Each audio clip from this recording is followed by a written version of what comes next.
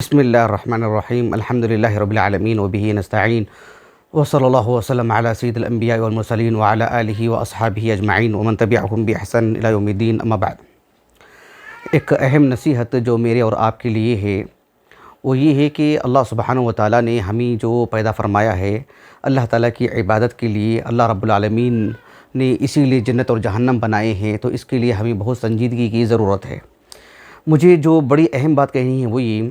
کہ اللہ رب العالمین نے ہمیں جو تخلیق فرمائی ہے، ہمارا جو بدن ہے،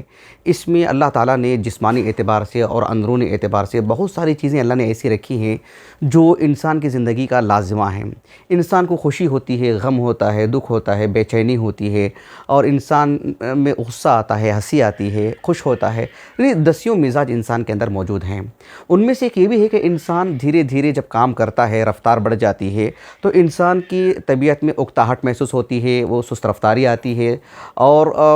تھکان محسوس کرتا ہے، آرام کی ضرورت ہوتی ہے۔ انسان کی بڑھتی عمر کے ساتھ انسان بہت لمبے وقفے تک کام نہیں کر سکتا ہے۔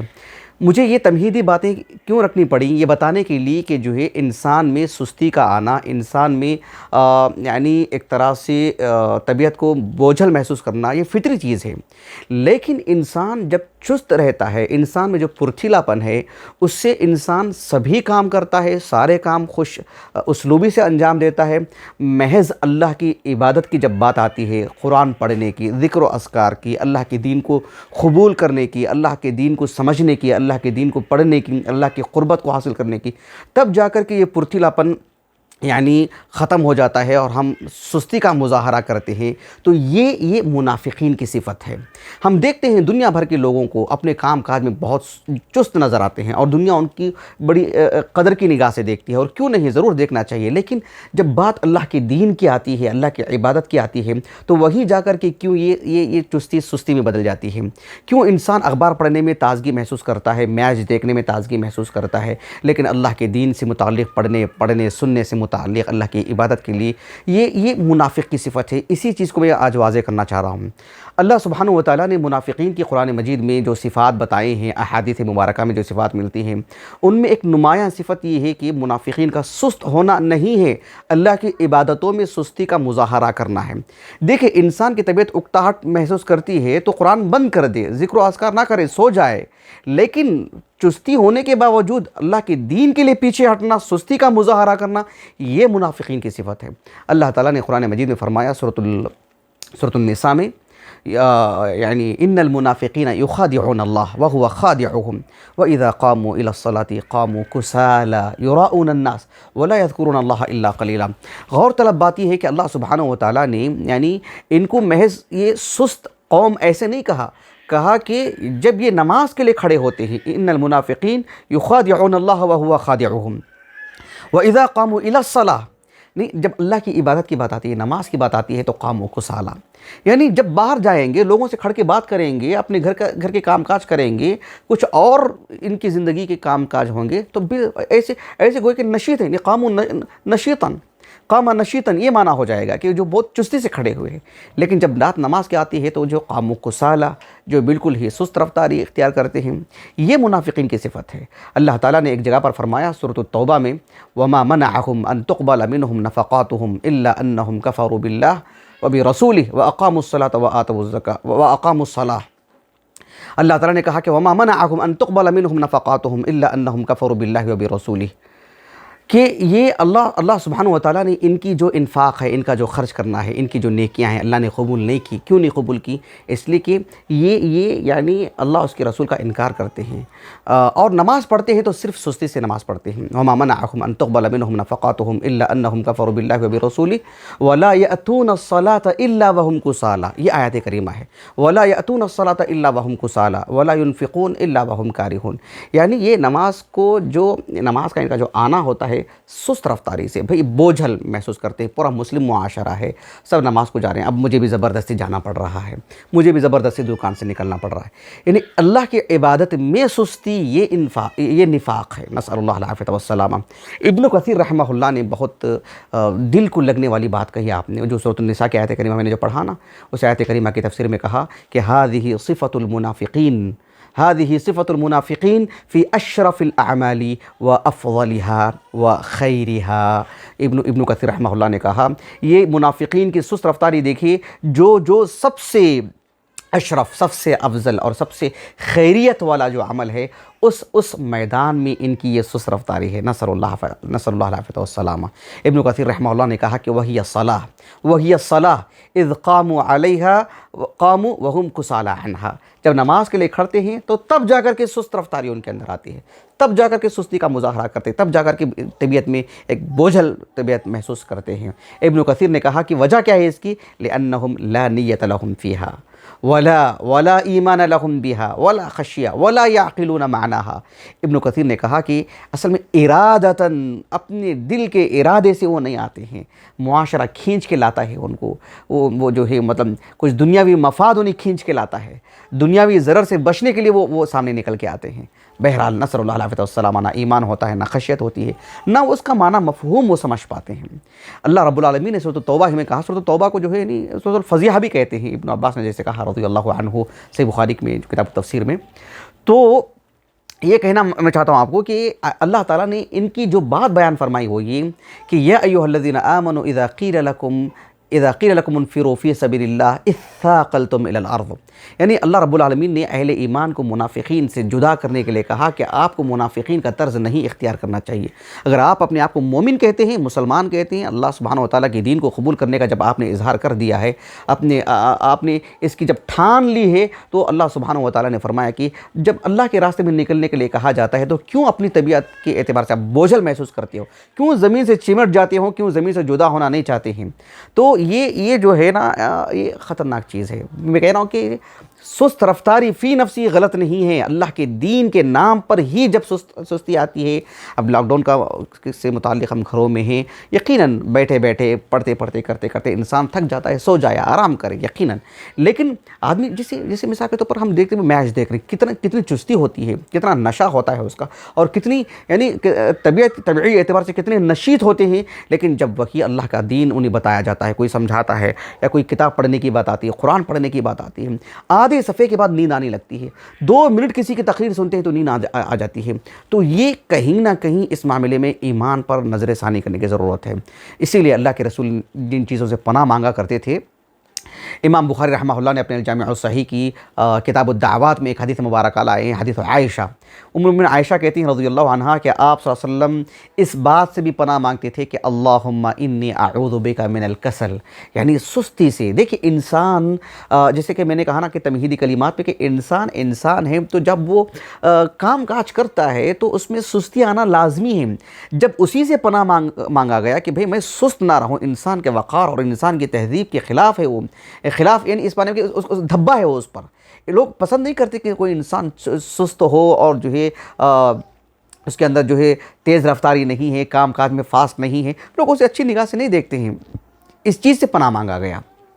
لیکن جب بات اللہ کی عبادت کی آتی ہے تو سبحان اللہ، تب تو کتنی بڑی بات ہو جاتی ہے۔ اسی لیے اللہ کے رسول نے کہا علیہ الصلوۃ والسلام، متفق علیہ حدیث مبارکہ ہے، صحیح بخاری میں کتاب التہجد میں اور بھی مقامات پر ہے، اور صحیح مسلم میں کتاب مواضع الصلاۃ میں نے وہیں سے اس حدیث کو میں آپ کو سنا رہا ہوں جو الفاظ میں آپ کو بتا رہا ہوں۔ اللہ کے رسول نے کہا، حدیث ابی ہریرہ ہے، اللہ کے رسول نے کہا صلی اللہ علیہ وسلم، یعقد الشیطان علی قافیۃ رأس احدکم 3 عقد اذا نام، انسان جب سوتا ہے نا، جب انسان سوتا ہے تو شیطان اس کی گدی پر جو ہے نا 3 گرہ لگاتا ہے، 3 گرہ لگاتا ہے۔ اللہ کے رسول نے کہا صلی اللہ علیہ وسلم کہ شیطان کیا کرتا ہے، 3 گرہ لگانے کے بعد بکل عقدۃ یضرب علیک لیلا طویلا، ہر گرہ پر جو ہے بولتا ہے کہ بھئی پھونک مارتا ہے اور گویا کہ تھپکی لگاتا ہے کہ بھئی سو جاؤ، رات بڑی لمبی ہے، آرام کرو آرام کرو۔ آپ صلی اللہ علیہ وسلم نے فرمایا کہ جو ہے انسان پر جب شیطان اس طرح سے حاوی ہو جاتا ہے تو اس سے نکلنے کا راستہ کیا ہے، محض اپنی چستی بتانا ہے۔ دیکھو اللہ کے رسول نے عبادتوں سے کیسی جوڑا، اللہ کے رسول نے کہا کہ فَإِذَا اسْتَيْقَظَ، جب وہ بیدار ہوتا ہے، صرف بیدار ہونے کی بات نہیں، کیا غیر مسلم بیدار نہیں ہوتا ہے، اپنے کام کاج کے لیے اس کے اندر تیز رفتاری نہیں آتی ہے، کہا کہ فَإِذَا اسْتَيْقَظَ، جب وہ بیدار ہوتا ہے تو صرف بیدار نہیں، کہا کہ فَإِذَا اسْتَيْقَظَ ذَكَرَ اللَّهَ، جب بیدار ہوتا ہے تو اللہ کا ذکر کرتا ہے، بیدار ہونے کی دعا ہے، بات کی دعا ہے، پڑھتا ہے، تب جا کر کے اللہ کے رسول نے کہا کہ ان حلت عقدۃ، ایک گرہ کھل جاتی ہے۔ ایک گرہ کھل جاتی ہے۔ آپ صلی اللہ علیہ وسلم نے فرمایا فَإِذَا تَوَضَّأْتَ، جب تم وضو کر لیتے ہو، یا بعض حدیث کے الفاظ میں صحیح بخاری میں ہے اذا توضأ، جب وہ وضو کر لیتا ہے، انحلت عقدتان، دو گرہ کھل جاتے ہیں۔ دیکھ رہے ہیں آپ کیسے عبادتوں سے روک رہے ہیں، یعنی چہرے پر پانی ڈالنا، ہاتھ دھونا، یہ ایک عام عمل ہے، لیکن وضو مستقل ایک عبادت ہے، ایک کیفیت ہے، ایک طریقہ ہے، اس کی شروط ہیں، اس میں نیت کا دخل ہے، ایک مستقل عبادت سے جوڑا اللہ کے رسول نے صلی اللہ علیہ وسلم۔ جب وہ وضو کرتا ہے تب جا کر کے کہا کہ انحلت عقدتان، ایک اور گرہ بھی کھلتی ہے، دو گرہیں کھل جاتی ہیں۔ اللہ کے رسول نے کہا صلی اللہ علیہ وسلم فَإِذَا صَلَّى، یعنی جب وہ دو گانے نماز پڑھ لیتا ہے،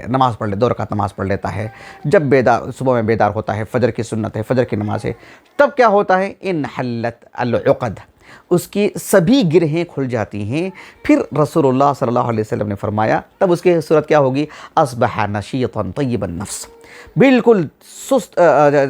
چست اور جو ہے یعنی طبعی اعتبار سے پاکیزہ نفس، وقت میں برکت ہوگی، طبیعت میں برکت ہوگی، معاملات اچھے ہوں گے، زبان کا استعمال اللہ تعالیٰ اسے صحیح کروائیں گے، موفق ہوگا، توفیق ملے گی اس کو، نیکیوں کی طرف رغبت ہوگی، اس کی برائیوں سے چڑ پیدا ہوگی اس کو،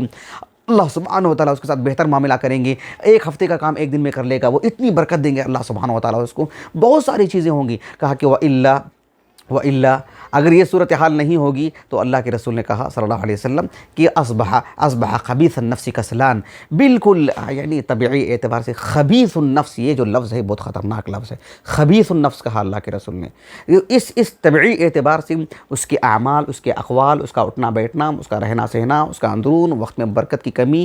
تنگی، چڑچڑاہٹ اور جو ہے ذہنی پریشانیاں، یہ سب کچھ ہوں گی۔ یہ لفاظی نہیں، یا باتیں نہیں ہیں، یہ کہیں کی ادھر ادھر کی چیزیں نہیں، میں نبی کی بات سنا رہا ہوں، یہ ہمارا ایمان ہے، اس پر ہمارا یقین ہونا چاہیے، ہمارے ایمانیات کا حصہ ہے۔ اللہ کے رسول صلی اللہ علیہ وسلم کی اس حدیث مبارکہ کو سامنے رکھیے، اور وہ جو حدیث مبارکہ ہے نا، وہ بھی متفق علیہ حدیث مبارکہ ہے، صحیح بخاری میں کتاب بدء الخلق میں ہے۔ اس سے پہلے والی جو حدیث میں نے آپ کو سنائی ہے نا، اس کا تو حوالہ دیا میں نے آپ کو، ایک حدیث ہے جو صحیح بخاری میں ہے، صحیح بخاری میں کتاب بدء الخلق میں، اور صحیح مسلم کی کتاب الزہد والرقائق میں۔ ابو ہریرہ رضی اللہ عنہ کہتے ہیں کہ آپ صلی اللہ علیہ وسلم نے فرمایا کہ جب انسان کو جمائی آتی ہے نا سستی کی وجہ سے، کہا کہ التثاؤب من الشیطان، یہ جو جمائی ہے شیطان کی طرف سے ہے، سستی کے بعد جو جمائی آتی ہے، کہا کہ فَإِذَا تَثَاءَبَ أَحَدُكُمْ فَلْيَرُدُّهُ مَا اسْتَطَاعَ، جب تم میں سے کسی کو جمائی آئے تو جو ہے پوری طاقت، پوری زور لگا کر کے جو ہے اپنے منہ کو بند کرے۔ جانتے ہیں اس میں کتنی بڑی بات ہے؟